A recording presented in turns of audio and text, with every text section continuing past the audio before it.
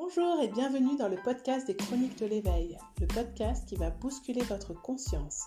Je suis Julie Michaud, coach et thérapeute, et surtout une femme passionnée par les relations humaines et le décryptage de ce qui se joue dans notre vie. Dans ces épisodes, je vous partage et je vous transmets des conseils, des outils et les personnes inspirantes qui m'ont accompagnée et qui m'accompagnent toujours dans mon cheminement personnel et spirituel. Bonne écoute! Bonjour à toutes et à tous, bienvenue dans ce nouvel épisode du podcast des Chroniques de l'éveil. Je vous ai parlé de nombreuses fois dans ces épisodes, notamment le 10 et le 11, dans ces épisodes de podcast, mais aussi dans mes posts sur les réseaux sociaux. Je vous parle régulièrement je vous recommande d'arrêter d'être dans cette quête de montrer que vous êtes quelqu'un de bien, de vouloir être une meilleure personne, de vouloir toujours mieux faire, être mieux, parce que c'est quelque chose qui vous bouffe toute votre énergie, qui vous dévalorise, qui coupe le lien avec vous-même et donc avec les autres. Et aujourd'hui, j'avais envie de vous parler à l'inverse de la posture que vous adoptez quand vous êtes entouré de personnes au sein de votre couple, dans votre famille, ou vos amis, ou au travail, d'une personne qui, elle, a cette attitude vis-à-vis de vous. C'est-à-dire qu'elle va vouloir anticiper vos besoins, elle va être là à vous dire « mais je ne comprends pas pourquoi tu n'as pas ce résultat-là ». Donc je ne sais pas, moi ça peut être au niveau du couple, de la vie, de votre relation à l'argent, donc de vos résultats financiers, de vos résultats professionnels. Pourquoi est-ce que toi qui es si exceptionnel, toi qui es si intelligent, toi qui connais tout ça, pourquoi tu n'as pas ce résultat-là ? Vous savez un peu je comprends pas qu'une femme aussi belle, exceptionnelle que vous soit célibataire. Ou je comprends pas qu'avec tout le travail que tu fais, t'es pas de clients, t'es pas de chiffre d'affaires. Et qu'est-ce que ça vient provoquer en nous quand on nous dit ça ? Eh bien, c'est comme une double claque. C'est cette personne bienveillante qui est dans une quête de « mais qu'est-ce que je dois faire pour t'aider ?» Parce qu'elle est dans sa blessure de « je dois prouver que je suis quelqu'un de bien, que l'on doit m'aimer, que l'on doit me reconnaître ». Donc, ça peut être plein de blessures différentes, mais elle fait du people pleasing, donc le faire plaisir pour montrer qu'on existe, pour vivre les émotions qu'on n'ose pas vivre nous-mêmes à travers les autres. Donc quand on est dans cette démarche de sauveur, de faire plaisir, d'être bon élève, de faire la place des autres, de tout anticiper, tout organiser, eh bien, on est coupé de soi, de ses propres besoins. Mais quand on a une personne qui se comporte comme ça vis-à-vis de nous, alors en plus, quand nous, on a tendance à être comme ça, ou qu'on sort de ce schéma-là, c'est encore plus violent parce qu'on voit tout ce qui se joue. Nos systèmes nerveux sont connectés et donc inconsciemment, on comprend tout de suite ce qui est en train de se jouer et on ressent que l'intention, elle n'est pas pure en fait. Alors attention, quand je vous dis ça, c'est purement inconscient puisque l'autre personne, elle est en mode survie, elle est dans son insécurité, donc elle ne fait pas ça pour vous faire du mal. Elle fait ça pour elle se protéger ou pour exister à vos yeux. Ou parce qu'elle vous aime tellement qu'elle veut vous protéger. Parce qu'elle a grandi en pensant que c'était les autres d'abord et que les autres devaient être sa priorité, que ses enfants étaient sa priorité ou l'homme ou la femme qu'elle aime est sa priorité. Mais pour vous, c'est hyper violent parce que ça vient vous rappeler à quel point vous n'êtes pas assez. Vous êtes inutile. Vous auriez dû faire mieux. Et donc quand vous êtes déjà dans cette démarche de quête du mieux, d'être une meilleure personne, de montrer au monde que vous êtes quelqu'un de bien, c'est très compliqué parce que cette personne de confiance avec qui vous vous sentez normalement en sécurité, eh bien vient appuyer sur ce bouton d'insécurité. Donc il y a plein de choses qui se jouent. Il y a donc sa propre insécurité qui est projetée sur vous. Mais il y a aussi le fait, vous savez que moi je vais toujours vous pousser à aller explorer les expériences autrement. C'est pour ça il me tient tellement à cœur de vous rendre autonome dans votre introspection et donc être capable de vous auto-coacher tout le temps. C'est que quand vous vivez ça, au lieu de vous dire « mais pourquoi elle m'a dit ça, elle doute de moi », ça c'est le comportement de survie, notre réaction sur le moment. Mais ce que je vous invite à faire si vous avez cette sensation de vivre ça avec certaines personnes ou avec une personne, c'est de vous demander pourquoi vous tolérez ce comportement de sauveur ou de sauveuse vis-à-vis de vous. Si vous êtes mise dans cette posture de j'ai besoin d'être sauvé ou protégé, c'est qu'il y a une partie de vous qui a ce besoin-là, qui est en souffrance, mais à qui vous n'apportez pas ce soin, cet amour, cette consolation. Vous êtes plutôt dans le rejet de cette partie-là. Donc cette partie inconsciente, elle va chercher ailleurs ce qu'elle n'est pas capable de se donner. Donc, si vous avez l'impression que les gens ont tendance à vous mettre en dessous d'eux ou à douter de votre valeur ou de votre capacité à y arriver, demandez-vous, vous, vis-à-vis de vous-même, si vous êtes pleinement en confiance avec votre capacité à y arriver. Parce qu'en fait, c'est quand vous doutez de vous, votre mental va focaliser sur tout ce qui prouve que vous avez raison de douter de vous. Et donc, il ne va prendre chez les autres que ce qui confirme cela. Donc, j'en ai déjà parlé dans l'épisode de Prendre sa place. C'est pour ça que dans l'atelier Prendre ta place, je vous fais faire des exercices d'introspection, de visualisation pour aller voir ce qui se joue à l'intérieur de vous.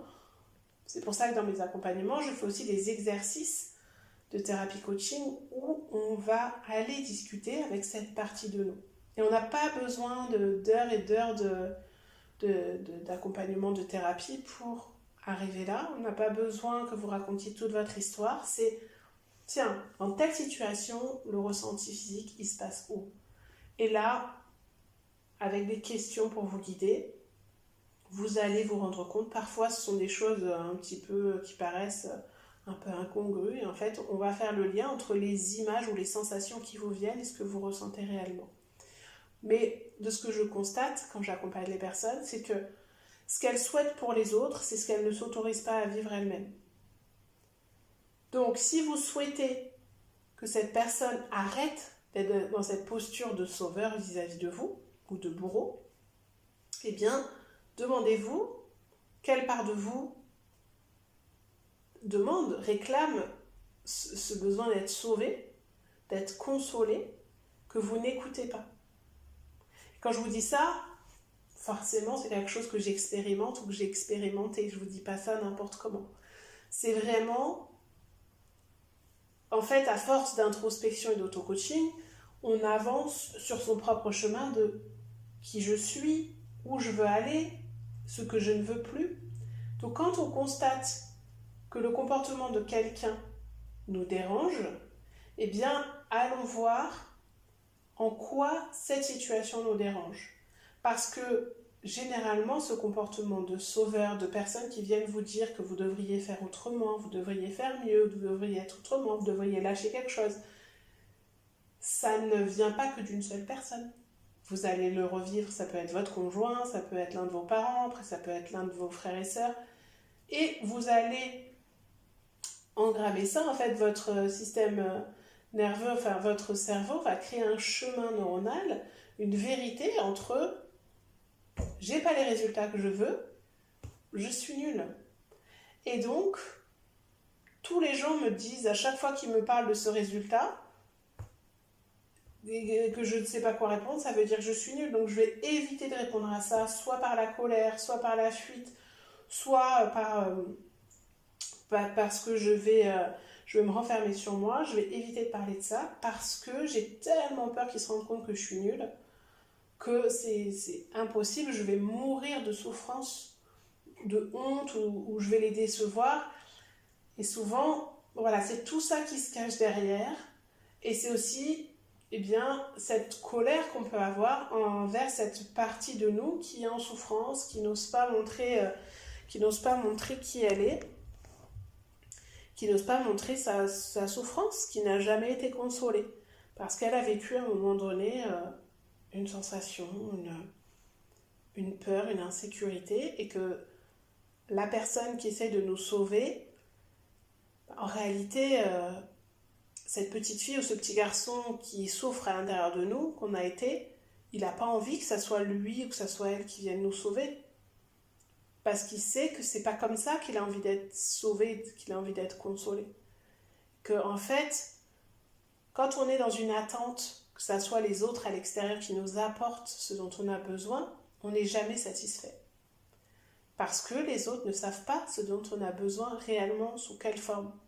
Donc ça peut éventuellement nous apporter une satisfaction sur le moment, mais sur le long terme, on ne se sentira pas en sécurité. Si nous-mêmes, on ne fait pas cette démarche d'introspection et de revisiter ces sensations, ça c'est avec l'exercice de la pendulation notamment, c'est de ressentir une même situation dans un état où on était en survie, soit en colère, soit en doute, soit en tristesse, et un état et une autre situation que l'on a vécu sans ce sentiment de survie, en étant simplement dans un état de paix. Et à chaque fois que je fais faire l'exercice à quelqu'un, je vous garantis que les deux situations existent.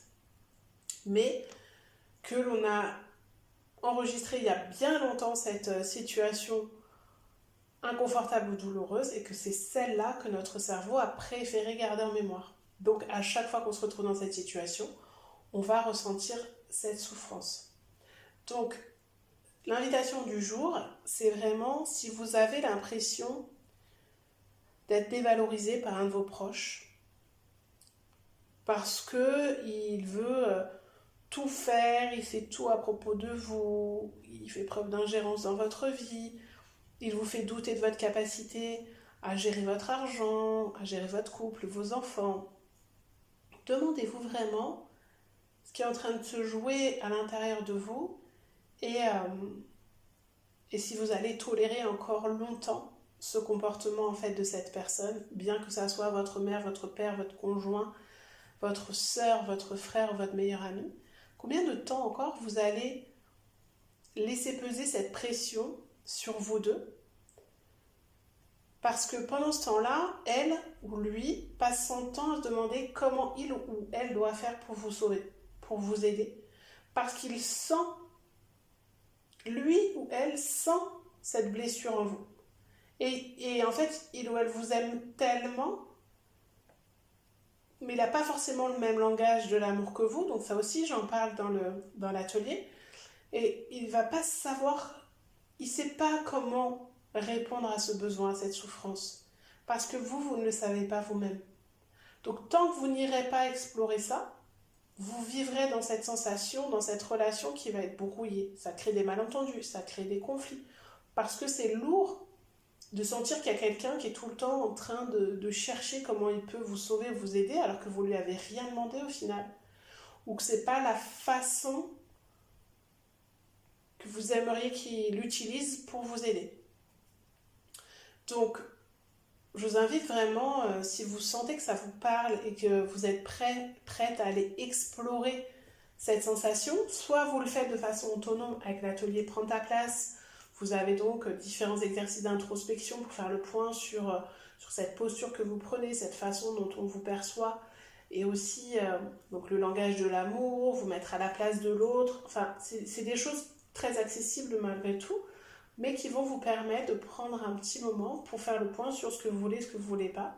Et en parallèle, vous avez des actes de déprogrammation, reprogrammation, notamment des méditations, qui vont vous permettre de dire à votre cerveau, c'est bon là, je rends mon histoire à ma famille, ce n'est pas la mienne, comprendre pourquoi les autres vous jugent et comment vous pouvez faire pour vous détacher de ça, des choses qui sont liées à la confiance, donc vraiment pour vous aider, des supports pour vous aider dans cette démarche de libération, dans cette démarche de détachement de la peur du jugement de l'autre, pour que vous puissiez vous reconnecter à vous-même. Mais si vous ne vous sentez pas à même de pouvoir le faire en autonomie, je vous invite à prendre rendez-vous sur mon site www.juliemichaud.com, ne serait-ce que pour un échange déjà, un échange gratuit, pour pouvoir ensuite prendre une séance d'accompagnement pour qu'on aille explorer ça ensemble. Et si vous êtes dans une démarche d'introspection plus importante, vous vivez un changement dans votre vie, vous avez envie de comprendre ce qui se joue dans vos différents fonctionnements, vous sentez que, parce qu'on est d'accord que des habitudes et des croyances, des insécurités qui ont été enregistrées depuis l'enfance, en une séance, c'est compliqué de s'en libérer totalement. Donc, si vous voulez aller plus loin et vivre vraiment une belle transformation en vous sentant soutenu avec de la compassion, de l'écoute et des explications, eh bien je vous invite à prendre l'accompagnement Je suis quelqu'un qui est sur plusieurs mois et c'est une façon d'être là à vos côtés, de vous expliquer ce qui se joue dans votre vie, dans vos réactions et de vous guider. Donc aussi bien de vous libérer avec la partie thérapeutique que de vous accompagner à créer une vie qui a du sens, à, à vous détacher de ce qui vous empêche d'être vous-même aujourd'hui, d'avoir la vie que vous voulez aujourd'hui. Donc toutes les infos sont sur mon site et je les mettrai en légende de cet épisode. Donc vraiment, je vous invite, quand vous vivez une expérience désagréable avec quelqu'un, à vous dire, ok, voilà ce que je ressens, et en fait, qu'est-ce que cette expérience vient me dire? Au lieu de perdre du temps à ressasser sur il n'aurait pas dû me dire ça, elle ne devrait pas me dire ça, il ne croit pas en moi, eh bien c'est de vous dire quelle partie en moi a éveillé ça chez l'autre. Attention, c'est pas dans un but de vous faire culpabiliser, de vous victimiser, c'est justement de remettre la responsabilité en face de chacun. De prendre la responsabilité que oui, effectivement, peut-être qu'il se dégage de vous une partie qui est en souffrance, qui demande à être consolée, à être entendue, peut-être que dans vos attitudes, dans les mots que vous employez, vous renvoyez cette image aux autres. Donc allez voir cette partie, lui permet de s'exprimer pour trouver d'autres moyens ressources pour combler son besoin, pour qu'elle ait moins besoin de se présenter et de vous faire souffrir. Et remettre la responsabilité aussi en face de l'autre en lui disant écoute, je t'aime tel que tu es une personne très importante pour moi, mais à partir de maintenant, je ne tolérerai plus ce comportement vis-à-vis de moi parce que je n'ai pas besoin d'être sauvée. Si tu veux m'aider, si tu veux être là pour moi, ayons une relation d'adulte à adulte. Dis-moi clairement ce que toi tu ressens comme doute, comme insécurité à propos de ce que je peux vivre, plutôt que de me laisser entendre des choses sans oser me poser des questions, sans oser me dire les choses, et que je prends comme des réflexions et des attaques, parce que ni l'un ni l'autre sommes en sécurité. Alors c'est très difficile quand ce sont des proches d'aborder ce genre de choses. Je le conçois tout à fait. Si je vous dis ça, en fait, c'est que pour que vous ayez déjà cette conscience de voir ce qui se joue entre vous, de mettre en lumière que, effectivement, peut-être que l'autre n'est pas en train de douter de vous, mais est dans son espèce de mission de sauvetage et il s'est mis beaucoup de pression pour être là pour vous, pour prendre soin de vous et il ou elle ne sait pas comment faire et c'est sa façon de faire, son langage de l'amour à lui ou à elle, qui n'est pas le même que vous. Et donc, vous allez du coup décoder les choses autrement. Vous allez voir que c'est sa propre blessure peut-être qui s'exprime ou qu'il a besoin ou qu'elle a besoin d'être rassurée par rapport à vos choix. Peut-être que, par exemple, si vous êtes célibataire ou que vous venez de vivre une rupture difficile, peut-être que vos amis, votre sœur va être inquiète parce que vous avez beaucoup souffert dans cette rupture et pense que se retrouver seule, eh bien, c'est dangereux, c'est beaucoup de souffrance parce qu'elle l'a vécu, parce que dans la famille, la grand-mère a dû s'occuper des enfants toute seule, que la mère s'est retrouvée divorcée ou que le père est parti à la naissance des enfants. Donc, elles savent ce que c'est. Donc, du coup, il y a une espèce de loyauté familiale qui fait que on pense que se retrouver seule en tant que femme, eh bien, ça peut être douloureux, ça peut être plus difficile. Mais peut-être que vous avez besoin de ce temps de ressources, d'introspection, d'être seule pour savoir ce que vous voulez vivre dans votre vie. Vous vivez très très bien cette solitude. Et donc de pouvoir l'exprimer à la personne en face, qui elle essaie à tout prix de vous caser, eh bien, plus vous allez vous dévoiler, lui montrer que ok, vous ne savez pas où vous allez, ok, vous venez pas de traverser une période difficile, mais c'est pas pour ça que vous avez besoin qu'elle vous fasse rencontrer je sais pas combien d'hommes et vous inscrire sur des applis de rencontre. De la même façon, votre conjoint, si vous lancez votre entreprise, eh bien, il n'a pas besoin forcément d'être là à vous sauver, il a peut-être juste besoin d'être là, vous avez peut-être juste besoin qu'il écoute vos doutes, qu'il soit une oreille attentive, un soutien, mais pas un sauveur à vous dire est-ce que tu as fait ci, est-ce que tu as fait ça, tu devrais faire comme ci, tu devrais faire comme ça, alors qu'il ne connaît pas votre métier ou qu'il ne connaît pas votre situation, vos choix, vos stratégies. Donc vraiment, prendre conscience que ce que vous vivez, c'est parce que vous-même, vous n'allez pas voir cette partie qui demande à être sauvée et qu'il y a une part de vous qui pense, ça c'est toujours un instinct de survie, hein, l'idée c'est pas de vous juger, de vous culpabiliser, mais il y a une part de vous pour qui c'est trop difficile d'aller voir ce qui est en train de se jouer et qui ne s'autorise pas à être aimée en fait telle qu'elle est. Et donc quand vous avez bien cheminé, que vous avez cette capacité à aller la voir, soit vous faites accompagner, soit vous le faites vous-même, vous allez observer ce qui se joue dans les relations, quel est l'élément déclencheur, quand est-ce que vous avez l'impression d'être dans cette relation de sauveur-sauvé, est-ce que vous avez tendance à être aussi dans cette posture vis-à-vis des autres, est-ce que vous ne le supportez pas parce que vous êtes en train de vous détacher de ça. Il y a plein de subtilités comme d'habitude, en fait le but c'est vraiment d'aller voir chez vous pourquoi ça vient vous faire réagir. Comment vous interprétez ce comportement de sauvetage de la part de vos proches? Est-ce que vous avez pris conscience aussi que c'était peut-être juste une preuve d'amour dans leur langage à eux et que c'était pas forcément parce qu'ils pensent que vous n'êtes pas capable d'y arriver? Et donc le fait de prendre conscience de ça va vous permettre de ne pas vous laisser glisser dans une attitude et une posture où vous allez vous laisser dominer par ce sauveur ou cette sauveuse et lui laisser prendre toute la place en vous mettant dans une posture de j'attends, de je laisse faire, de je ne me sens plus capable de prendre des initiatives, d'être autonome, de suivre mes propres choix, parce que cette personne m'a tellement fait douter. Et comme c'est une personne que j'aime et qui me permet de me sentir en sécurité, je lui donne tous les pouvoirs. Non, reprenez votre pouvoir en regardant ce qui se joue, en allant voir quelle est la partie en vous qui a besoin d'être réconfortée. Mais arrêtez, ça va sauver votre conjoint, votre soeur, cette maman, ce papa, cet ami qui essaie de vous sauver, ça va le libérer d'un poids, mais ça va vous libérer aussi vous d'un poids. Donc voilà, ça c'est le genre d'exercice qu'on peut faire ensemble. Donc je vous invite vraiment à aller sur mon site ou à venir échanger sur la page des chroniques de l'éveil, c'est moi qui gère le compte. Je serai ravie de répondre à vos questions si vous avez des questions par rapport à ce sujet. Et si vous voulez réserver un accompagnement, donc www.juliemichaud.com.